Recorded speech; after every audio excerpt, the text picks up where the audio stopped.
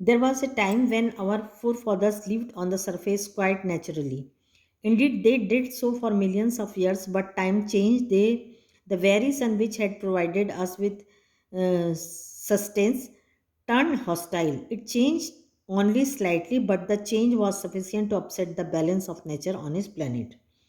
तो उसके पिताजी कहते हैं, एक समय था जब हमारे जो पूर्वज थे वो वहाँ पर आराम से रहते थे, स्वाभाविक नेचुरली रहते थे, करोड़ों साल तक रहे। लेकिन समय बदलता गया और जो सूर्य हमें अच्छा लगता है वो बहुत अपोजिट हो गया, और जैसे ही वो बदला तो उसके बदलाव से पूरा जो नेचर था वो उसका बैलेंस क्या हो गया, पूरा गड़बड़ हो गया। First the birds became extinct, पहले तो पक्षी गायब हुए, द एनिमल्स फॉलोड, उसके बाद जानवर गायब हो गए, the fish couldn't bear it any more either, और मछलियाँ भी ख़त्म हो गई। We manage to survive only because of our superior technology, और हम इसलिए जीवित हैं कि हमारी टेक्नोलॉजी बहुत अच्छी है। But we were force to live underground under artificial condition. Thank to solar energy we can generate sufficient power to make our life comfortable. और वो बोलते हैं कि जो हम सूर्य जो हमें से हम बिजली पैदा करते हैं, जो सोलर पावर सभी जानते हैं, सूर्य की एनर्जी लेके करते हैं, और अब उस टेक्नोलॉजी के कारण हम यहाँ पर आराम से रह रहे हैं। But the machine which make the possible must always be in good working condition. Some of them are on the surface. I belong to team whose responsibility it is to keep watch on them and to survive them. और ये जो technology के कारण हम यहाँ पर अच्छे से रह रहे हैं, उसकी देखरेख का जिम्मा हमारे ऊपर है। Daddy can I join the team when I grow up, क्या मैं जब बड़ा होऊंगा तो मैं आपकी उस टीम को ज्वाइन कर सकता हूँ। तब उसके फादर क्या बोलते हैं, of course if you want to, said his father, यदि तुम चाहो तो जरूर कर सकते हो, but for that you must be a good boy and do as your parents tell you. His mother had said as usual the last word, तो उसकी मदर कहती है यदि तुम अच्छे लड़के बने और अपने पेरेंट्स का कहना माने तो तुम भी उस ग्रुप को ज्वाइन कर सकते हो। Next day when Tillu's father went to work, he found the control room full of excitement. People were crowded round the big TV screen. It showed a dot in the otherwise clear background. अगले दिन जब उसके पिताजी पहुँचे office तो वहाँ पर पूरे कंट्रोल रूम में बहुत एक्साइटमेंट था, बहुत उत्तेजना थी, और बहुत लोगों की भीड़ थी जो टीवी स्क्रीन में एक काले कलर के गोले को देख रहे थे। It isn't a star for it's changing its position, ये स्टार नहीं, ये अपनी जगह को चेंज कर रहा है। Our computer has giving a trajectory for this thing, it's heading toward us, the supervisor of the last ship explained.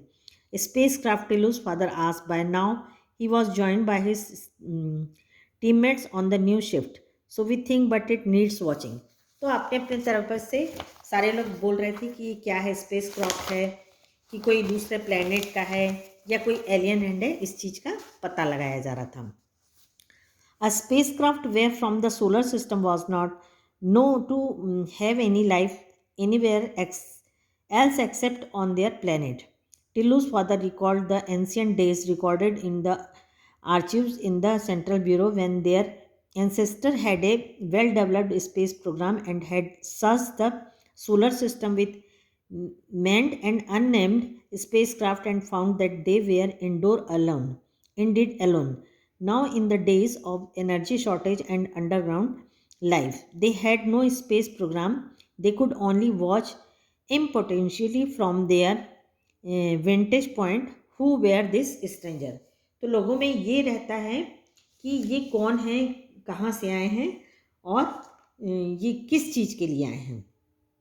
सारे लोग अपने अपने में ये चीज़ का डिस्कस करते रहते हैं। The conference room in the central bureau was so quite, और वहाँ पर इतना शांत था, ऐसा लग रहा था कि वहाँ कोई है ही नहीं। Was so quiet that an outsider would have thought it was empty, लोग ये सोचते कि वो खाली है। Far from it was full of capacity, but the members of the central committee were unusually quite.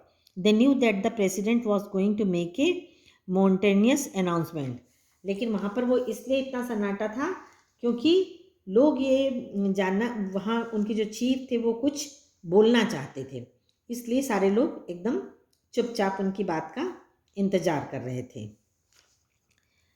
Colleagues, I will give you a report as I have it. While I speak, there may be a change in the situation. मेरे पास जो report है उसके बारे में मैं बताना चाहता हूँ और कुछ सिचुएशन चेंज हुई है. The president paused to get his papers in order and then continued. 2 spacecraft are approaching us. 2 spacecraft जो हैं हमारे पास आ रहे हैं. One is in fact orbiting our planet. एक तो हमारे planet के चारों तरफ चक्कर लगा रहा है, while the others is still far away. और दूसरा है बहुत दूर है. We guess that they are coming from our neighboring planet. और वो हमारे planet के पास आ रहे हैं. How should we react? हम उसे कैसे रिएक्ट करें? Number 1 your views please. अब वो जो लोग हैं उनसे पूछते हैं कि हम किस तरीके से इनको रिएक्ट करें. तो पहले व्यक्ति से पूछते हैं कि हमें कैसा करना चाहिए. नंबर 1 बताओ तुम. तो वो बोलता है number 1 was in charge of defence. हमें रक्षा करना चाहिए, उसकी रक्षा भार संभालते थे. वो बोलते हैं कि he was known for his courage and wisdom. Sir, if we wish we can totally destroy this spacecraft with our missile. हम चाहें तो अपनी मिसाइल से इसको पूरा ख़त्म कर सकते हैं. But that won't this craft unpotential in space. But should they let we can render them in effective any time we choose. और पर हमें उससे जानकारी नहीं मिलेगी. यदि हम उसको ख़त्म कर देते हैं तो जानकारी नहीं मिलेगी. और हमारे पास ऐसी कोई टेक्नोलॉजी नहीं है कि इसको हम नाकाम कर सकें. परंतु हम ऐसा इसको बिना काम ऐसा कर सकते हैं कि ये अपना काम ना करे. हमारी रिपोर्ट बताती है कि ये क्या है, खाली इंस्ट्रूमेंट है, इसमें कोई लिविंग बीइंग नहीं है. Number 2 your opinion please. The president asked the scientist on the committee. अब दूसरे से बोलते हैं कि अब तुम बताओ कि तुम्हारे हिसाब से यहाँ पर क्या होनी चाहिए. I recommended non-interference and passive the observation since we do not know the power of the senders of this spacecraft and we are still in the dark about their intention. It is wise not to reveal our existence. If we destroy these spaceships or render them ineffective, we might reveal our existence. The president looked at number 3, a social scientist. He really agreed with number 2, but this was one of those rare occasions when he did.